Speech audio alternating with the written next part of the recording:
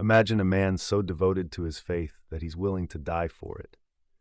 Now, picture that same man experiencing the unthinkable, a journey to the afterlife that shatters everything he once believed. This is the true story of Malik, a former Muslim extremist whose near-death experience changed his life forever. My name is Malik Al-Farouk, and I used to be a Muslim extremist.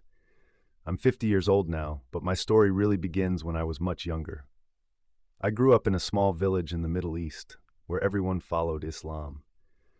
From a young age, I was taught that our way was the only right way, and that all other religions were wrong. As I got older, I became more and more serious about my faith. I started to believe that it was my duty to fight against anyone who didn't follow Islam. I joined a group of other men who felt the same way. We called ourselves warriors for Allah, but really, we were terrorists. We spent our days planning attacks on people we saw as enemies. We thought we were doing the right thing, but now I know how wrong we were. We hurt innocent people and spread fear wherever we went. I was blind to the pain we caused because I truly believed I was following Allah's will. One day, our group decided to attack a Christian church in a nearby city. We had heard that many people gathered there every week, and we saw it as a chance to strike fear into the hearts of the infidels. We spent weeks planning the attack, gathering weapons and explosives. The night before the attack, I couldn't sleep. I kept thinking about how proud Allah would be of me for defending the faith. I imagined myself in paradise, rewarded for my bravery. I had no idea how wrong I was. When the day of the attack came, we got up early and loaded our weapons into a van. As we drove to the church, I felt a mix of excitement and fear. Part of me knew that what we were doing was dangerous, but I pushed those thoughts away. I told myself that if I died, I would be a martyr. We arrived at the church just as people were starting to go inside for the service. My heart was racing as we got out of the van and started to set up our explosives. But then, something unexpected happened.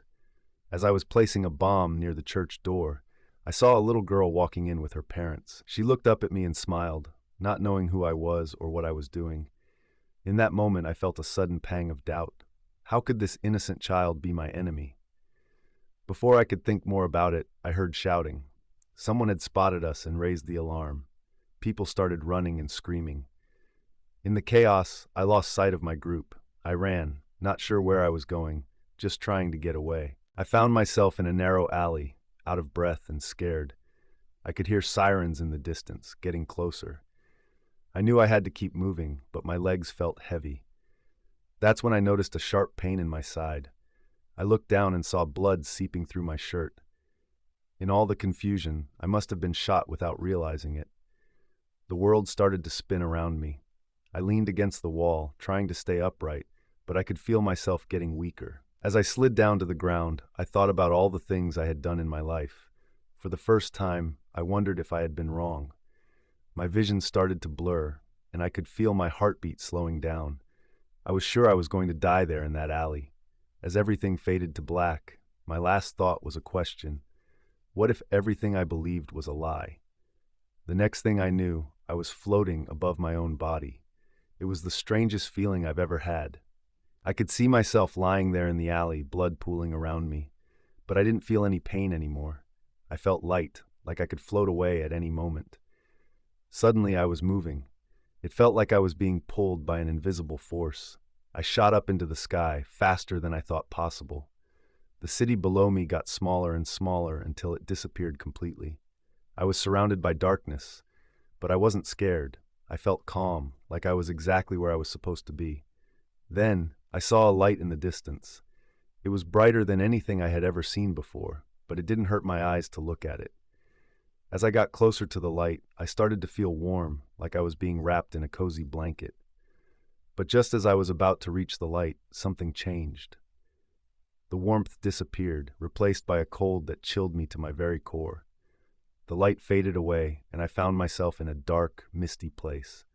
I couldn't see very far in any direction, but I could hear strange noises all around me.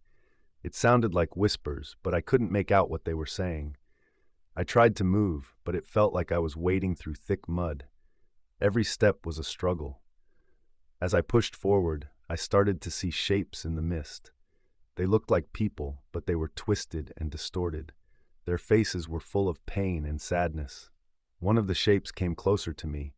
As it got nearer, I realized with horror that I recognized the face. It was Abdul, a man who had been part of our extremist group. He had died in a suicide bombing a year ago. We had celebrated him as a martyr, but now I saw the truth. His face was filled with regret and agony. Malik, Abdul's voice was barely a whisper. Why did you send me here? You told me I would go to paradise, but this is hell. I wanted to apologize, to tell him I was wrong, but no words came out. Abdul faded back into the mist, leaving me alone with my guilt. As I continued to move through this dark place, I saw more familiar faces. Each one was someone who had died believing they were doing Allah's will. Each one looked at me with the same accusing eyes, asking why I had led them astray. The weight of what I had done started to crush me. I fell to my knees, overcome with sorrow and regret. That's when I heard a new voice, different from the whispers around me. Malik, the voice said. It was gentle but powerful, filled with a love I had never experienced before. Malik, why have you persecuted me? I looked up and saw a figure standing before me. He was surrounded by a soft light that pushed back the darkness. His face was kind, but his eyes held a sadness that broke my heart. Who are you? I asked, my voice shaking. I am Jesus, he said, the one you have rejected and fought against for so long. I was shocked. This wasn't how I had imagined Jesus at all. In my mind, he had always been an enemy, someone to be hated and destroyed, but the being in front of me radiated love and compassion. But you're not real, I stammered. Allah is the only true God. Jesus looked at me with infinite patience. Malik, he said, you have been deceived. The God you've been serving is not the true God. He is a false God who leads people into darkness and hatred. As he spoke, I felt something breaking inside me. All the hatred and anger that had filled me for so long started to crumble away. In its place, I felt a deep sense of shame and sorrow for all the things I had done. I'm sorry, I said, tears streaming down my face. I didn't know. I thought I was doing the right thing. Jesus reached out and touched my shoulder. His touch was warm and comforting, like nothing I had ever felt before. I know, Malik, he said. That's why I'm here. I want to show you the truth. With that, the misty darkness around us faded away. We were suddenly standing in a beautiful garden. The colors were more vivid than anything I had ever seen on earth. The air was filled with the sweet scent of flowers, and I could hear the soft sound of running water. This, Jesus said, is a glimpse of what heaven is like. It's a place of peace and love where there is no hatred or violence. As we walked through the garden, Jesus began to teach me. He explained how God loved all people, regardless of their religion or background. He told me about his life on earth, how he had come to save everyone, not just a select few. But what about the Quran? I asked. It says that you're just a prophet, not the Son of God. Jesus smiled patiently.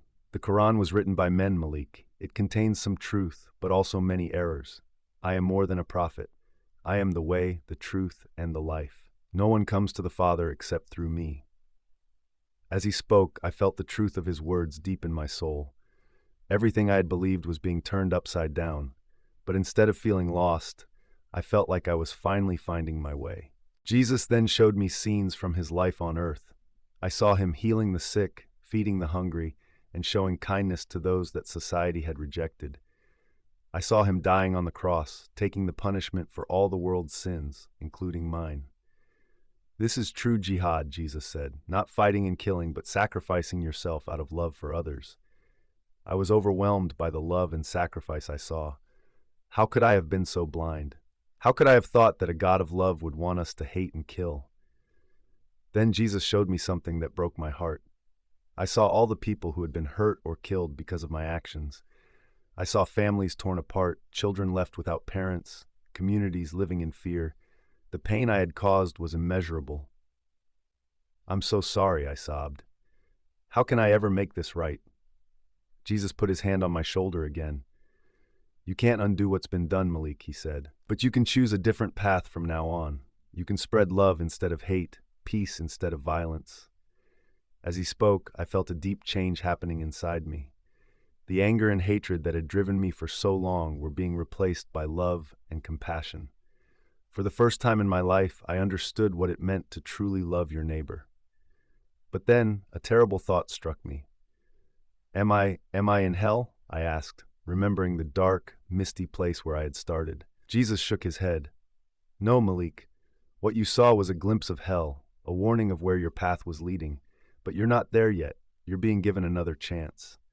I felt a surge of relief and gratitude. Thank you, I said. I want to change. I want to follow you. Jesus smiled. That's why I came for you, Malik, to bring you back to the light. As he said this, I noticed that the garden around us was starting to fade. I felt a pulling sensation, like I was being drawn back to my body. Wait, I cried out. I don't want to go back. I want to stay here with you. Jesus' voice was gentle but firm. It's not your time yet, Malik. You have work to do. Go back and share what you've learned. Show others the way to true peace and love. As the garden disappeared and darkness closed in around me, I heard Jesus' voice one last time. Remember, Malik, I am with you always, even to the end of the age. Suddenly I felt a jolt, like I was being slammed back into my body. I opened my eyes and found myself back in the alley, surrounded by paramedics. They looked shocked to see me awake. He's alive, one of them shouted. It's a miracle. As they worked to stabilize me and get me to the hospital, I knew that my life would never be the same again. I had died an enemy of Jesus, but I was coming back as his follower. The journey ahead would be difficult, but I knew that with Jesus by my side, anything was possible. As the paramedics rushed me to the hospital, I couldn't stop thinking about everything I had seen and experienced. The memory of Jesus' face, full of love and compassion, was burned into my mind. I knew that my life would never be the same again. At the hospital, doctors worked frantically to save my life.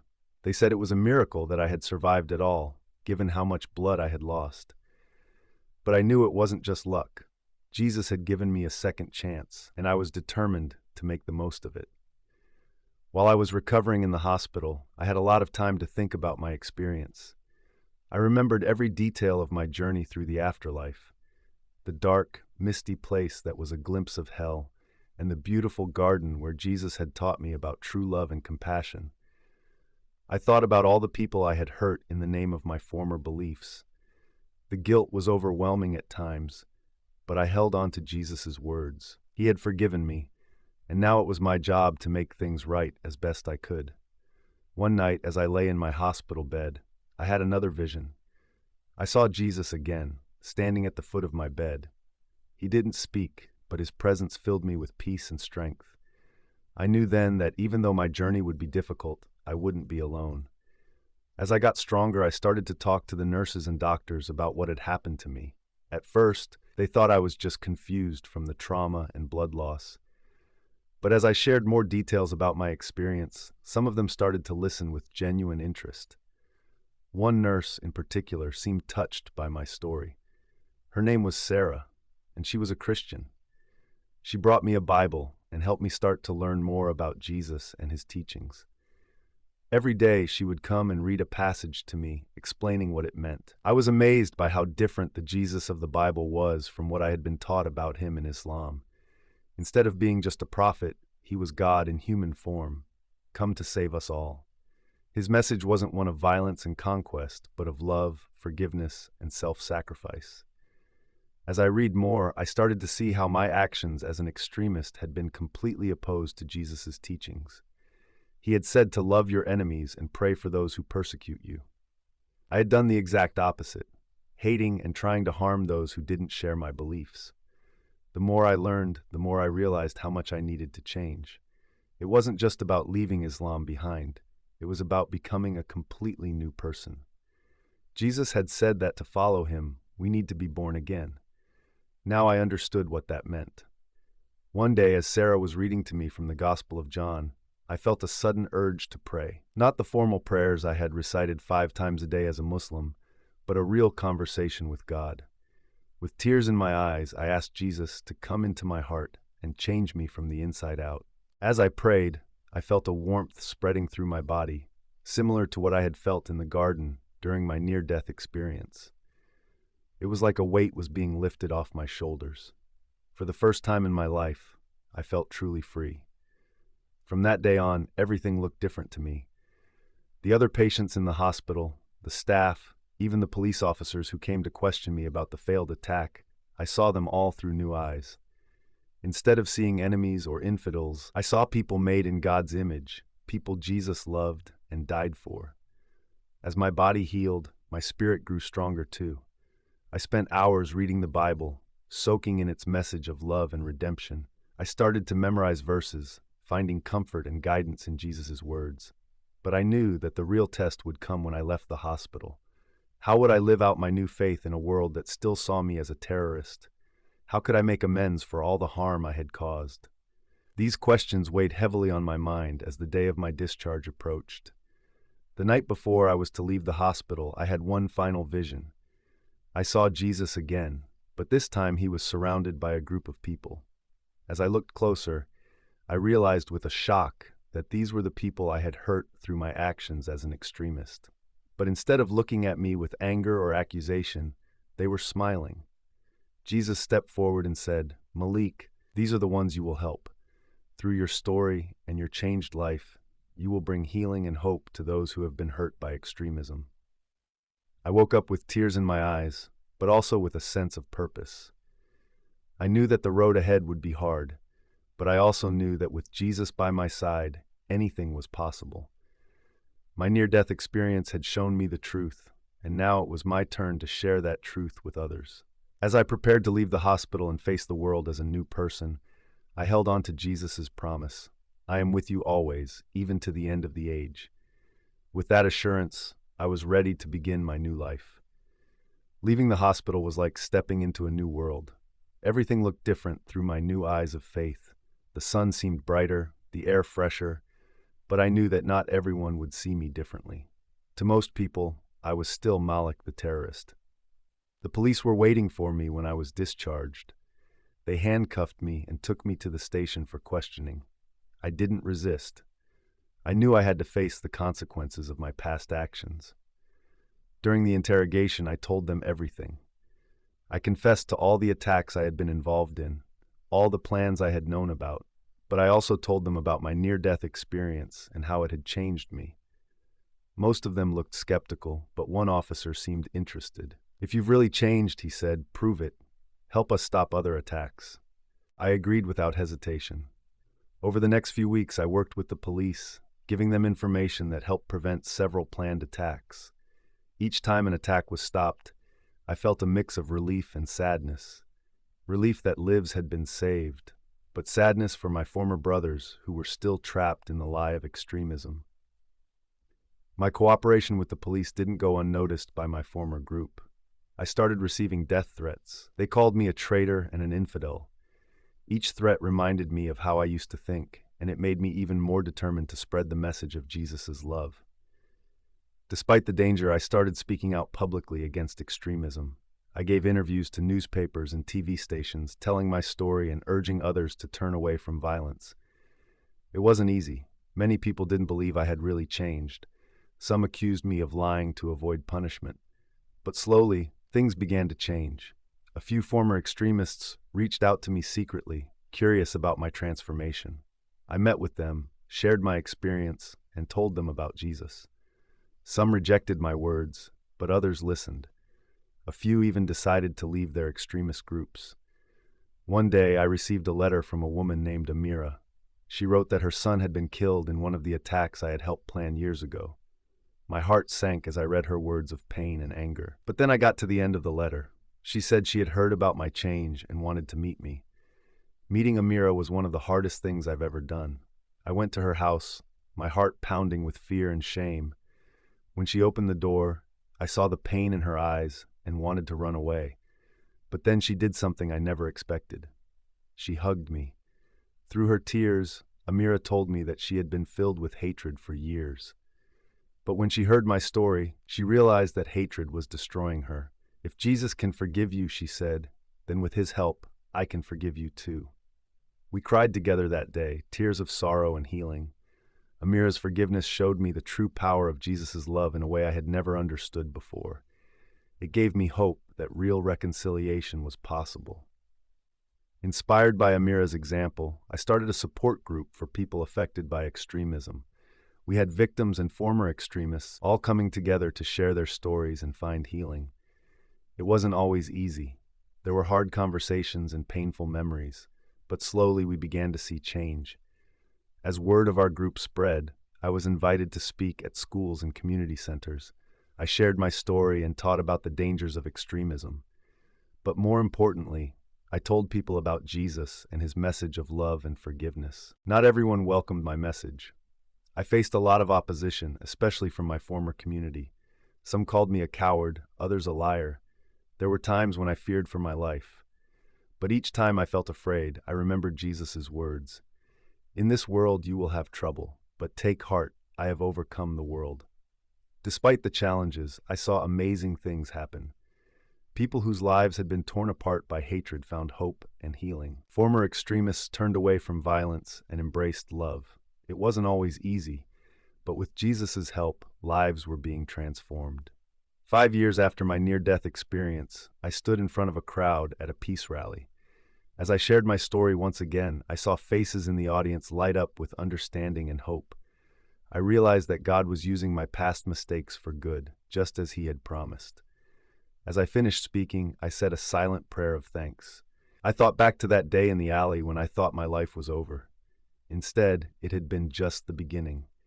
Jesus had reached down into the darkness and pulled me into His marvelous light. My journey wasn't over. I knew there would be more challenges ahead, but I was no longer afraid. I had experienced the love of Jesus, a love stronger than hate, more powerful than fear, and I was committed to sharing that love with everyone I met, no matter the cost. As I left the stage that day, I felt a peace I had never known as an extremist. I was no longer fighting against the world, but working to heal it. I was no longer spreading fear, but sharing hope. And I knew that with Jesus by my side, anything was possible.